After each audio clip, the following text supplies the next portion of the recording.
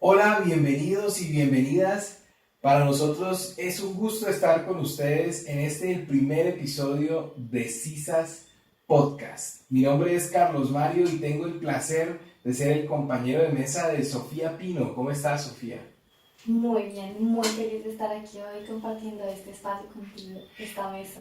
Ojalá el primero de muchos que compartimos juntos y con todas las personas que nos escuchan. Les agradecemos por estar del otro lado y esperemos nos acompañen en todos los episodios que se vienen. ¿Con qué me vas a sorprender hoy, Sofía? Bueno, en realidad quiero empezar por decirte que me emociona muchísimo estar aquí. En realidad quiero contarte que yo tengo esta historia como con las palabras, con el lenguaje, con la manera en que las palabras se mezclan, digamos que se acompasan y nos dicen cosas, nos cuentan historias todo el tiempo. Yo la verdad siempre fui una niña charlona, siempre me ha encantado hablar. Yo era la niña que se hacía atrás y todos los profesores me regañaban por hablar tanto, por hacerle conversa a todo el mundo. En realidad, donde me cambiaran, yo desde cualquier puesto podía perfectamente hacer conversa. Pero, y además en mi casa también he tenido esa dinámica, siempre soy una persona muy comunicativa. Sin embargo, a medida que creciendo he podido notar esta diferencia de pronto entre los lenguajes, entre el lenguaje y los sexos, entre las palabras dichas por las mujeres y las palabras dichas por los hombres. Y entonces te vengo a hablar de esto, digamos, de de esta relación extraña, eh, porque justamente como la niña lora mojada que fui, pues me he dado cuenta, digamos que me he fijado en algunas cosas. Imagínate que leí por ahí que que algunos estudios dicen que las mujeres dicen 20.000 palabras al día y los hombres dicen escasas 7.000. O sea, que tú piensas que es una diferencia abismal. Y Casi realmente el triple, ¿no? cuando lo leí pensé como, wow, es maravilloso porque según Naciones Unidas hay 50.5% de hombres en el mundo y 49.5% de mujeres. Un poquito más de hombres. Sí. Entonces, pues no necesito ser una genia matemática para saber que este 1% pues no haría mucha diferencia si las mujeres decimos 20.000 palabras al día y los hombres pues escasas 7.000. Realmente pensé como, bueno, los números están a nuestro favor, las palabras nos acompañan, pero como que algo no me cuadraba, como que yo dije, no sé por qué algo no me cuadra, de pronto esto que me dijo, como me la he pasado toda la vida escuchando las palabras de los hombres y viendo el mundo de alguna manera a través de la mirada masculina, porque si te pones a pensar, los espacios de difusión de las voces pues son mayoritariamente de hombres y las películas que vemos y las historias que nos cuentan tienen como protagonistas hombres, o si nos cuentan historias de mujeres están en un papel de pronto de indefensión o de papel secundario. Entonces, pues algo no cuadraba. Imagínate que yo soy fanática del rap colombiano. Me Aguante el encanta, rap, aguante el rap. sí, me encanta el rap colombiano. Y me parece que acá en Colombia se hace un rap increíblemente niveludo. O sea, realmente soy muy fan. Tan así que el otro día estaba tratando de convencer a mi papá mientras desayunábamos de que los raperos son los nuevos poetas, son los poetas del Wow. siglo XXI. No lo logré todavía. Es que eso da para un tema, como para otro episodio del podcast, muy interesante además. Pero en esta charla con mi papá, esa mañana que estaba tratando de convencer, le mostré un top 5 de mis canciones favoritas de rap colombiano. Y luego me sorprendí a mí misma porque no había ni una rapera, o sea, no había ni una rapera. En En ese ese top top 5 no 5. había entrado ninguna rapera y me puse a pensar, bueno, digamos, haríamos un top 10. Y mentalmente lo hice así súper rápido y tampoco encontré raperas. No llega. Compartirnos una canción de ese top 10, una canción de rap que nos quiera recomendar, por favor. Bueno, realmente tengo que decir que mi rapero favorito es Noisferatu. Noise Rap. Es un paisa y es muy, digamos, claro en su lírica. Me encanta su lírica. Tiene una manera de agolpar las palabras que realmente tienen mucho ritmo, tienen mucha musicalidad. Y además el tipo es muy erudito, entonces como que me gusta mucho escucharlo. de verdad que te dice cosas interesantes y te las dice con ritmo, entonces es una maravilla, se los recomiendo, Nosferatu es maravilloso. Pero entonces, claro, yo me di cuenta como, bueno, pero entonces, ¿qué pasa con las raperas? ¿Será que no hay buenas raperas? ¿O será que realmente los hombres hacen mejor rap que las mujeres? ¿O es que yo tengo una predisposición, o sea, yo tengo una predilección por el rap, por los hombres? Entonces me pregunté esto y otra vez algo como que no me sonó, como, ¿qué pasa con las palabras dichas por las mujeres? ¿Qué pasa con nosotros? Y de pronto yo pensé, quizás decimos más palabras porque nos cuesta más hacernos entender. Y pensaba en esa frase, hacerse entender. ¿Has escuchado de pronto esto típico que dicen los manes como no hay quien entienda a las mujeres no hay quien las entienda? Y es una frase que, o sea, yo le he escuchado por igual a un niño de 10 años que a un abuelito de 60. En todas partes, sí. En todas partes dicen, y que los libros, y que las mujeres son de Venus, y los hombres son de Marte. Entonces te pintan, digamos, esto como algo de no nos entendemos. Y esa frase, esa sentencia, termina siendo como, define muchas cosas. Es como, no es como voy a tratar de entenderte, sino definitivamente no te entiendo porque es que, ¿qué me estás diciendo? Pero a mí me parece esto absurdo, o sea, absurdo en el sentido en el que yo, por ejemplo, cuando tú eres una persona que tienes como esta vaina con el lenguaje y cuando te fijas en las palabras, cuando una es fanática de las palabras, pues cualquier lugar puede ser el paraíso porque tú a cualquier lugar que vayas puedes encontrar palabras de alguien. Hay alguien dispuesto a contarte una historia. Entonces ustedes pueden hacer la prueba y a cada lugar que vayan, cuántas historias nacen en ese lugar. No sé si te pasa que hablas mucho con la gente con la que te encuentras en la calle, por ejemplo. Los grandes poseedores de historias, la gente que trabaja en el transporte, los Ubers, son portadores de grandes historias y yo no hay un Uber que no me suba y no le haga conversa porque terminan contando cosas muy locas. Total, y yo creo que siempre hay alguien del otro lado esperando a que tú le preguntes y de ahí nacen historias maravillosas y es, digamos, la mística de poder hacer un ejercicio de catarsis a través de las palabras, a través de lo que tú cuentas y sobre todo me puedo imaginar como el otro cuando lo escucho y me parece que eso es algo esencial de la comunicación, de la palabra hablada, que yo puedo imaginarme como el otro cuando me cuenta una historia y eso es maravilloso en todo el sentido. Entonces yo pensaba, bueno, cuando yo me encuentro con las mujeres, que tengo la fortuna de hablar con muchas mujeres, y a lo largo de los años creo que he trabajado en la escucha con las mujeres y en identificarme con las palabras de las mujeres, pero más allá de eso yo entiendo que comprendo las palabras de las mujeres, yo comprendo la arquitectura de sus palabras, yo entiendo lo que me dicen sin que eso signifique que yo entiendo de dónde provengan sus palabras o por qué están ahí en ese momento. Pero entiendo, ¿sí me entiendes? Entiendo lo que me dicen, entiendo lo que construyen con palabras. Ok, el problema no es de entendimiento. Tú puede que estés de acuerdo, puede que no, puede que comprenda su sentir, tal, pero lo que te quiere decir con sus palabras no entiende. Totalmente. Entonces yo pensaba como, ¿por qué se le hace tan incomprensible de pronto a los hombres las palabras de las mujeres? Entonces en estos puentes que construimos a través del lenguaje, pues yo logro comprender lo que ellas me dicen y también me siento comprendida, aunque no te voy a negar que por ser mujer muchas veces entiendo el contexto, de pronto sí me puedo hacer una idea de dónde provienen esas palabras. No todo el tiempo, porque no todas las mujeres somos iguales en ningún aspecto, pero creo que sí estamos atravesadas por una serie de cosas que nos dan una perspectiva para entender a las demás mujeres. Pero entonces, yo miro con extrañeza esta frase, yo la miro con recelo y yo encuentro que es absurdo que la mitad del mundo diga que no entiende. O sea, imagínate, es la mitad de la humanidad que no entienda la otra mitad. Diciendo que no entienda la otra mitad, ¿cierto? Para la otra mitad nuestras palabras son incomprensibles, son distantes, son extrañas. Pero además de eso está esto de yo no te entiendo y me quedo ahí, de ahí no paso, simplemente no te entiendo, pero no hago el esfuerzo por entenderte. Entonces, esto pues es una incógnita además problematizada por muchas mujeres. Pero decidí, yo soy muy curiosa y decidí preguntarle a la inteligencia artificial de OpenAI, ChatGPT, no sé si tú por curioso también te has puesto ahí a preguntarle cosas a Sí, ChatGPT.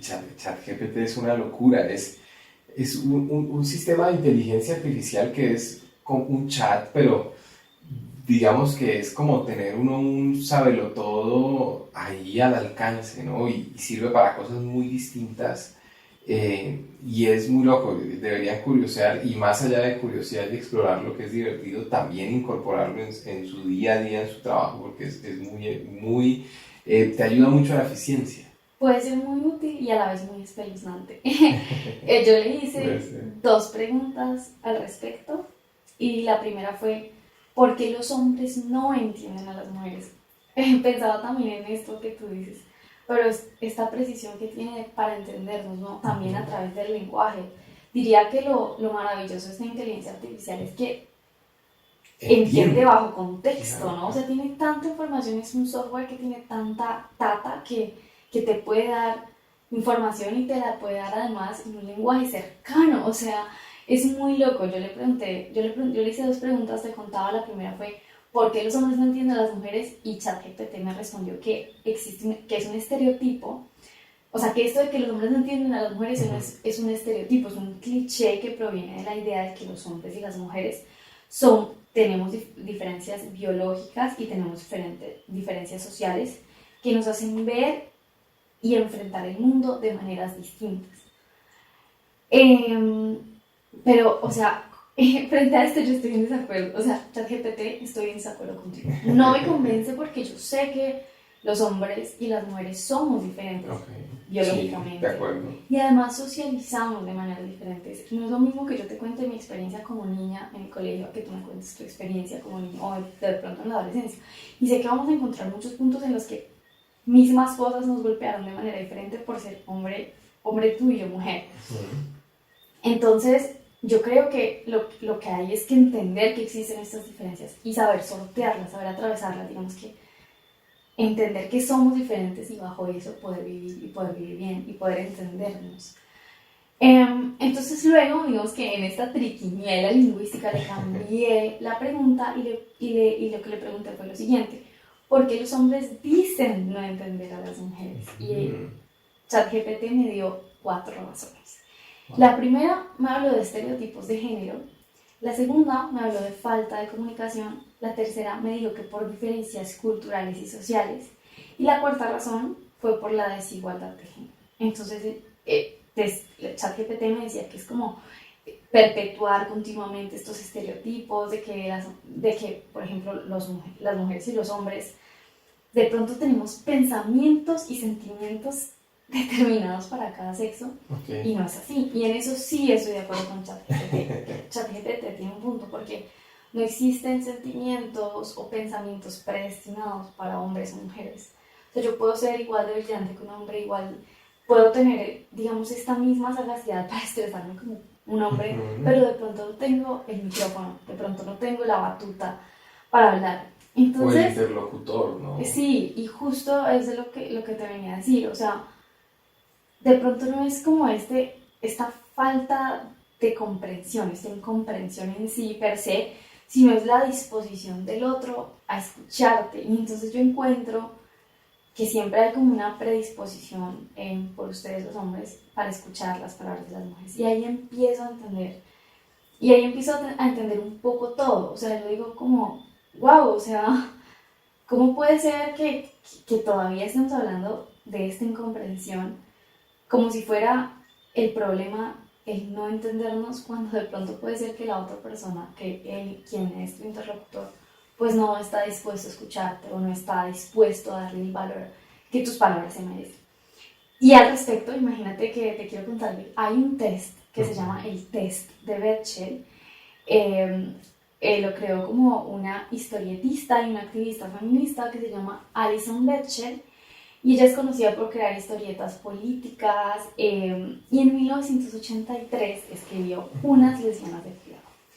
En una parte de este cómic escribió una tira que se llama The Rule, y aquí los personajes, que son 2 mujeres, caminan por la calle y se encuentran un cine.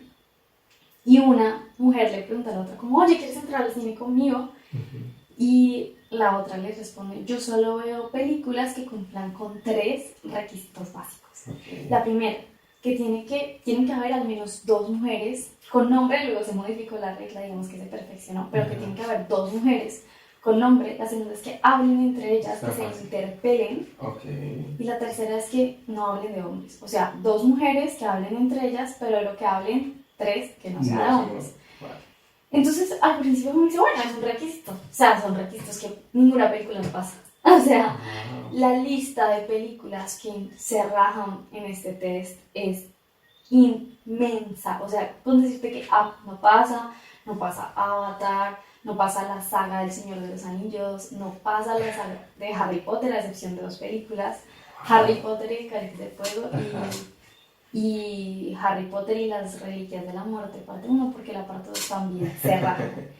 Entonces, pues imagínate, no sé, o sea, haciendo un análisis de cada película, te sorprendes pensando que realmente las mujeres o el desarrollo de los personajes de las mujeres, pues es mínimo y casi siempre gira en torno a la historia del hombre, que termina teniendo mayor relevancia que las historias de las mujeres, así las mujeres sean más. Entonces todo termina girando alrededor de la voz masculina.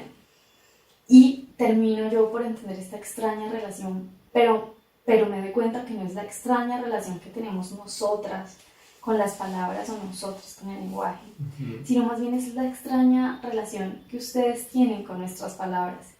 Entonces me encuentro yo con esos muros, con esa indisposición de los hombres por escuchar a las mujeres.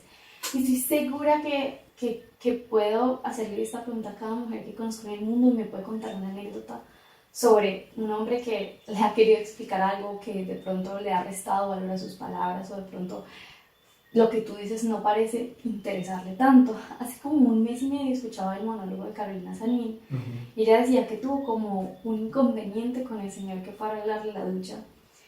Y ella vive en Bogotá, ella decía que el agua salía tibia y el señor se empeñaba en decirle, el agua sale caliente. Y él decía, el agua sale tibia. Y él decía, el agua sale caliente y punto, eso no tiene nada que arreglarse. Entonces de pronto esta perspectiva de mi palabra tiene mayor valor, permea todos los espacios que las mujeres habitamos. Entonces no tiene mucho sentido esto de que las cifras nos favorezcan, ¿no? Como, bueno, y nuestras palabras, si es que decimos más. ¿Dónde están? ¿Y por qué yo no las estoy escuchando todo el tiempo? Pues resulta que no. Resulta que las mujeres no decimos 20.000 palabras al día y ustedes no dicen escasas 7.000, sino que eso fue como un mito. Esta afirmación nació como de la portada de un libro que se llama El cerebro femenino, que es de una escritora que se llama Luan Brizendine, y ella publicó este libro en 2006 y decía esto, básicamente ella es neuropsiquiatra, y lo que decía es como, no, las mujeres hablan más, las mujeres son charlonas, los hombres son más objetivos, hablan menos, más racionales. Entonces, pues, posteriormente, un profesor de lingüística de la Universidad de Pensilvania le dijo como, hey, ¿de dónde sacas estas cifras? Soporta que no, esto no es así, como, dime dónde salen esas cifras. Y ella acepta, digamos, esta que no tiene sustento estas cifras, y se compromete a quitar este dato en posteriores ediciones.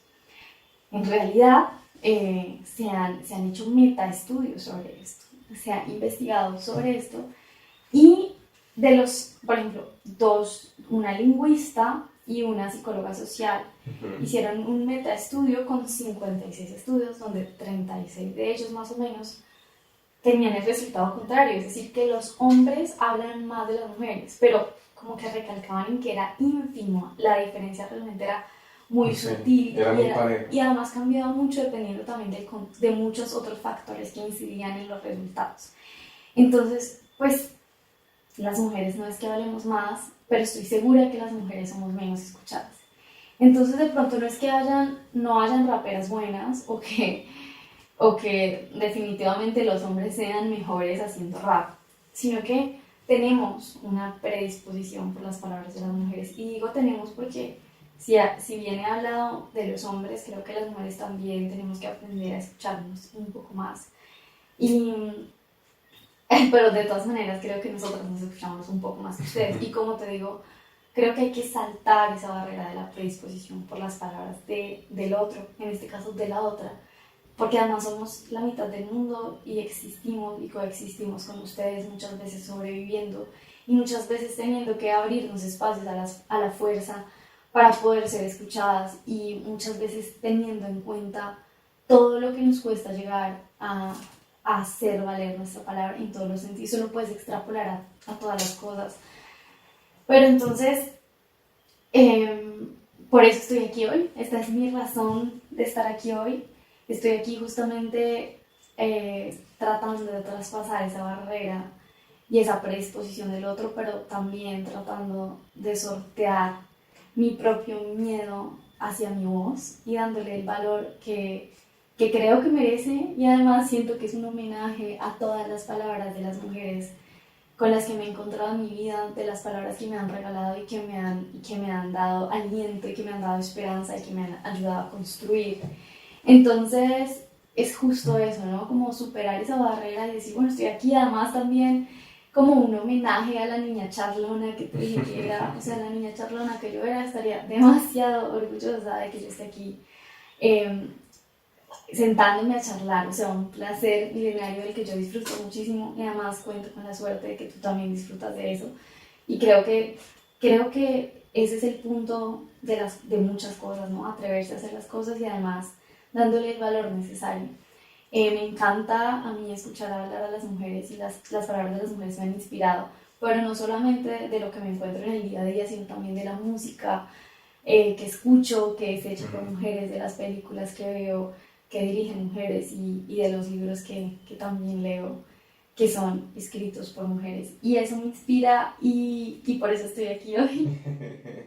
Por eso inauguras podcast, este CISAS podcast, hablando sobre cómo hablan las mujeres y cómo deberíamos hacer el ejercicio de escucharlas un poco más. Sí, sí, más que cómo hablan, que hablamos, ¿no? Ajá. Podemos hablar de maneras muy diferentes y decir cosas muy diferentes, pero ahí están nuestras palabras y merecen ser escuchadas y merecen el valor que tienen en realidad. De acuerdo, y también hay que, creo yo, animarnos un poco más a hablar, a romper las barreras y vencer la tan difícil autocensura, ¿no? Que a mí personalmente me golpea bastante, y que decidimos destruir con contundencia lanzando este podcast y en este momento, en este primer episodio. También hablaste de los miedos, y ahí conecto un poco con lo que te voy a contar hoy, y es que yo cuando era niño tenía un miedo muy grande, y era un miedo a las vacas. A las vacas. Las vacas me daban mucho miedo Las porque vacas son hermosas. eran grandes, las vacas son muy grandes, y si a ti una vaca se te viene corriendo encima, pues te mata, ¿no? Te podría patear, o sea, les tenía mucho miedo por eso, sobre todo por su tamaño y su imponencia, ¿no? Y pensando en las vacas, creo que todos hemos estado relacionados con las vacas de alguna forma, no necesariamente una forma íntima, pero todos hemos estado cerca de una vaca. Mucha gente ha tocado vacas más que cualquier otro animal fuera de las mascotas, y están muy presentes en nuestra vida. Yo tengo muy presente a unas vacas de cuando en un lote, tengo muy presente unas vacas que vivían en un lote al lado de la casa donde yo vivía con mis papás cuando era niño. En esa casa teníamos un perro que se llamaba Tyson, y Tyson iba a molestar a las vacas, era su plan favorito, ir a molestar a las vacas. Alguna vez lo vimos colgado de la cola de una vaca y él bamboleándose, era un schnauzer pequeño, ¿no? Entonces, no me imagino como una la locura. imagen tan pintoresca. Era una locura, y Tyson además era muy callejero, muy inteligente. Un día también llegó sin un diente, de la nada uno de los dientes de adelante se le cayó, muy gracioso se veía, él fue muequito. Pero su fanatismo por las vacas lo terminó haciendo cometer un gran error. Una vez, después de él ser muy desjuiciado durante varios años, cogió las vacas del lote, las sacó como si fuera un pastor y las llevó a pasear a las 3 de la mañana por todo el barrio. Todo el barrio, unas 15 vacas, caminando, dando vueltas por las cuadras del barrio y Tyson atrás ladrándoles y liderando, ¿no? Como la caravana de vacas. Bueno, entonces las vacas le hacían caso, Sí, pero él asustadas corrían. era un pastor, era un pastor. Un Y pastor. imagínate. Al otro día Tyson dejó de ser miembro de la familia, le regalamos una buena casa, espero esté muy bien. Mi queridísimo Tyson y su fanatismo loco por las vacas. Tal vez ese fanatismo loco por las vacas lo tenemos todos en la humanidad y desde hace mucho tiempo, ¿no? Las vacas han estado muy presentes en toda la historia casi de la humanidad y son demasiadas. A día de hoy hay 1.500 millones de vacas en este planeta. Si los humanos somos 8.000 millones, es decir que hay 5.3 humanos por cada vaca. 5.3 humanos por cada vaca. Obviamente siendo tantísimas nos afectan en medidas un poco subestimadas y que no nos damos cuenta de forma rápida, porque alrededor de ellas se construyó una cultura y una industria, ¿no? Nosotros hemos tenido a las vacas cerca, las hemos cruzado a nuestro antojo, a nuestro deseo, a casi que a nuestro capricho, y como dioses las hemos transformado con los años y las hemos utilizado de una forma en la que se vuelven casi productos, ¿no? Casi cosas. Entonces nos volvimos los dioses de las vacas y de muchas otras especies animales, pero nos volvimos unos malos dioses. En la industria grande del alimento sufren un hacinamiento brutal. A las vacas les hacen tener terneros y se los quitan rápidamente para que produzcan leche constantemente. Además, con toda la cantidad de vacas que hay y los pedos que se tiran estas vacas, esos gases que producen toda esa cantidad de vacas son más o menos el 16% de todos los gases de efecto invernadero producido. Eso es demasiado, es más que los carros. Las vacas además consumen demasiados recursos para su crianza y para que terminen produciendo carne. Para llegar nosotros a conseguir 1 kilogramo de carne, por ejemplo, tuvimos que haber gastado 15.000 litros de agua, ¿no? 1 kilogramo, que serán 3, 4 hamburguesas, cuesta 15.000 litros de agua producirlo. Y esto afecta a las vacas, y digamos, se gastan recursos en las vacas, pero se gastan también en otros animales. Si la comida que le damos a todos los animales se la diéramos a los humanos, alimentaríamos probablemente 3.500 millones de personas más. Es demasiada comida la que le damos a las vacas. Y las O sea, el deseo de consumir carne animal, digamos que termina nublando la perspectiva, ¿no? Es decir, podríamos alimentar muchísimas más personas con lo que... Y estas decisiones las tomamos unilateralmente respecto de los animales, es decir, no importa lo que tú puedas llegar a sentir en estos grandes procesos masivos para crear carne, sino que simplemente es así, ¿no? Malos dioses. Son cosas que nacen y mueren en una industria, ¿no? Las vacas, digamos que si eso es nacer, si eso es vivir, y si eso es morir, además de toda su vida es casi una tortura, porque los vemos como productos industriales cuando no lo son, ¿no? Las vacas son unos animales muy tiernos, además complejos. Las vacas son, por ejemplo, animales muy sociales.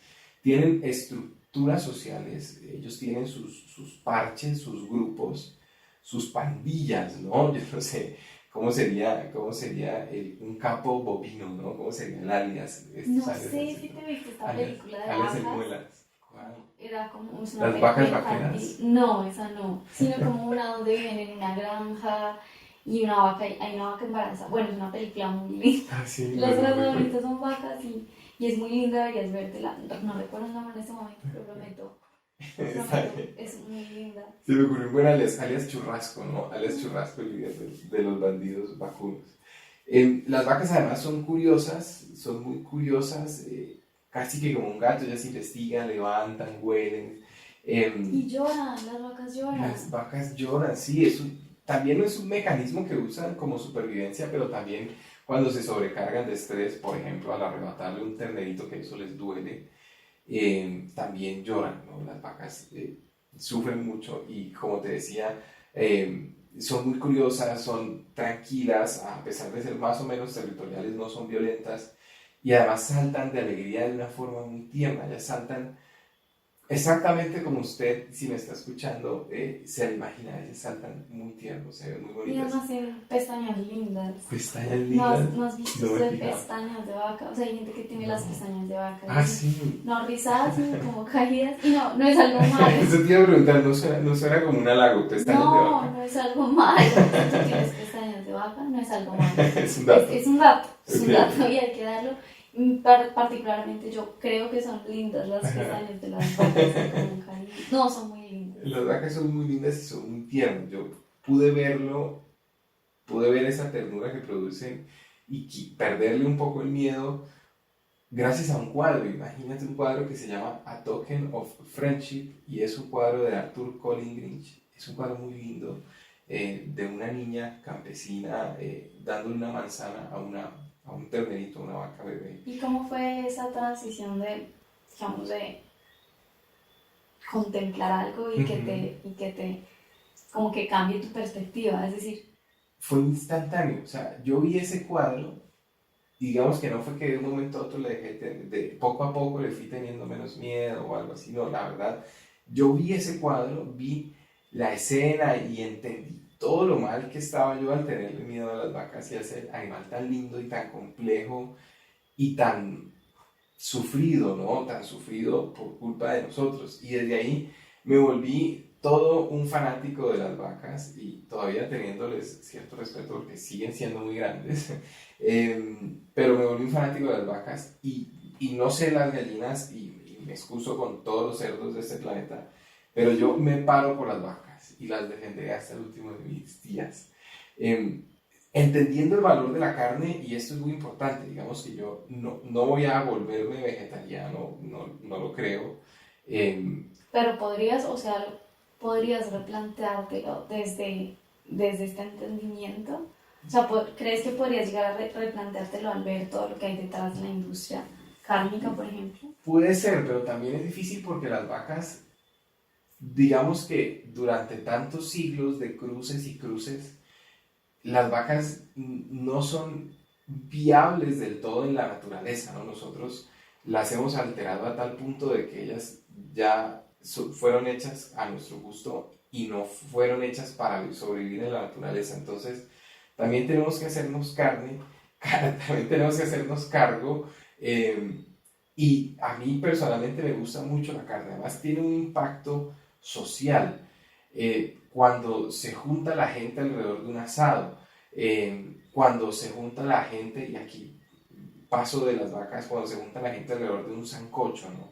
Viene la prima de Estados Unidos y le hacemos sancocho y nos reunimos alrededor de ese sancocho, alrededor de esa gallina que murió y nos une, ¿no? Nos une. Entonces también hay que entender ese valor de la comida y de la carne y de la muerte, que tal vez antes era más. Y creo que por ahí iría yo más allá del vegetarianismo absoluto, es de entender que se está matando una vida por nuestro bien, por nuestra salud, incluso por nuestros nutrientes, pero no de patrocinar ese consumo excesivo y sobre todo ese proceso industrial tan mezquino y tan brutal, ¿no?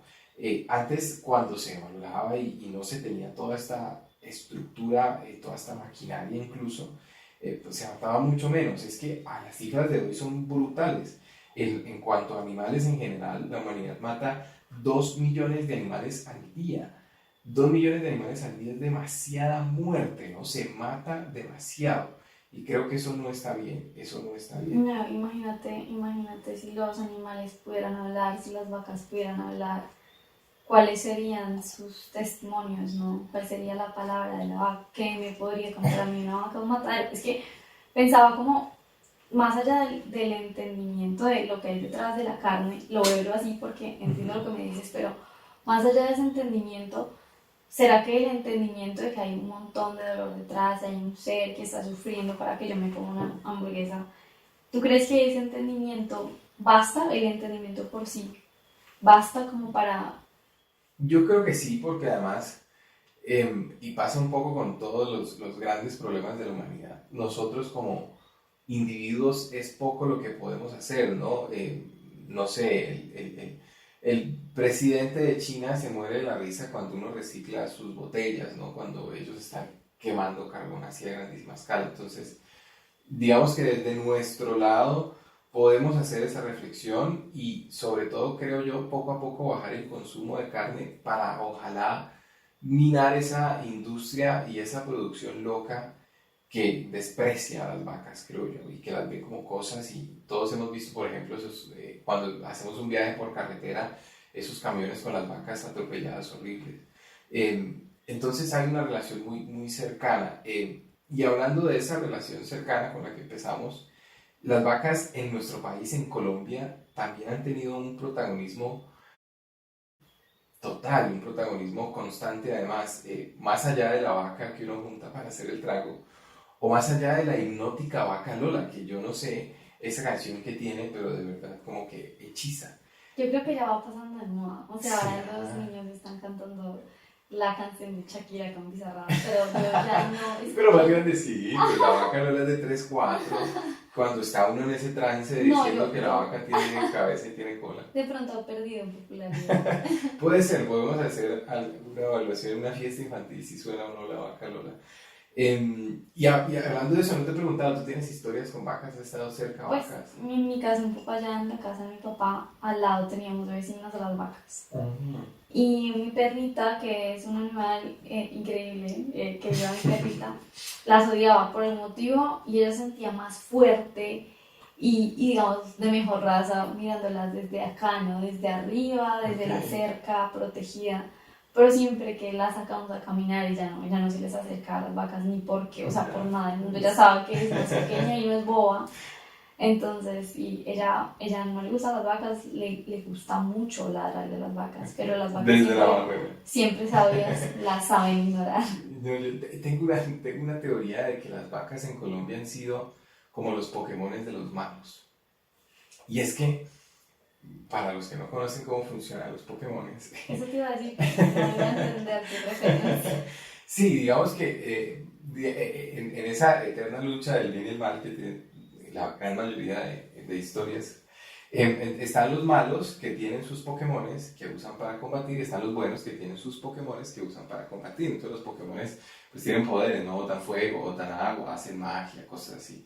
Pero entonces los malos ponen sus Pokémones a hacer cosas malas, ¿no? Y los Pokémones van y queman la casa de la gente, pues, pero ellos realmente no son conscientes de que están haciendo algo mal, sino que ellos siguen los designios de su amo o de su dios. Y lo traigo a cómo las vacas eran Pokémones malos en Colombia, porque debajo de esa sombrilla de la ganadería oscura, como de ese lado oscuro de la ganadería acá de Colombia, las vacas, por ejemplo, son cómplices de la deforestación brutal que está teniendo el Amazonas, ¿no? De pronto instrumentalizadas más que cómplices, ¿no? Bueno, Un está bien. instrumento, porque ellas ahí penando, Está pasando bien, pena. está bien. Digamos que son instrumentalizadas y terminan siendo un factor decisivo y ayudando, así sea indirectamente ellas, las propias vacas, a la deforestación del Amazonas. Esto está pasando muy grave, especialmente en el Caquetá.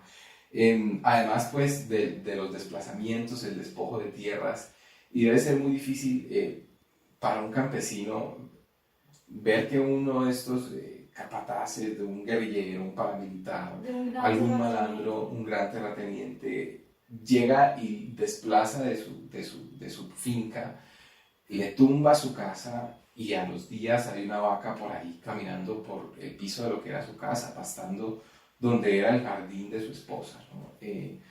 Y de nuevo las vacas no saben, ¿no? Las vacas están ahí y son apenas instrumentalizadas. Te contaba que las vacas tienen muy buena memoria, pero yo no sé si esa vaca, al ver al campesino que terminó desplazado, se acuerde, ¿no? Ellas son víctimas de nosotros y y de nuestros caprichos de seguramente como varios todos los siglos. animales, de pronto en mayor medida, pero estas decisiones unilaterales sobre la vida de los otros seres que no son humanos, e incluso también de los humanos las tomamos nosotros, como con un desdén, ¿no? Como con un desdén del que se sabe superior, del que se Sí, entiende como superior. En algún momento se desbordó y se desapareció la conciencia de que era un ser vivo, y tal vez porque nos ocultan un poco esa parte industrial, ¿no? Nosotros vemos lo que ellos quieren que veamos, que es la vaca producto, que es el filete de carne, ¿no?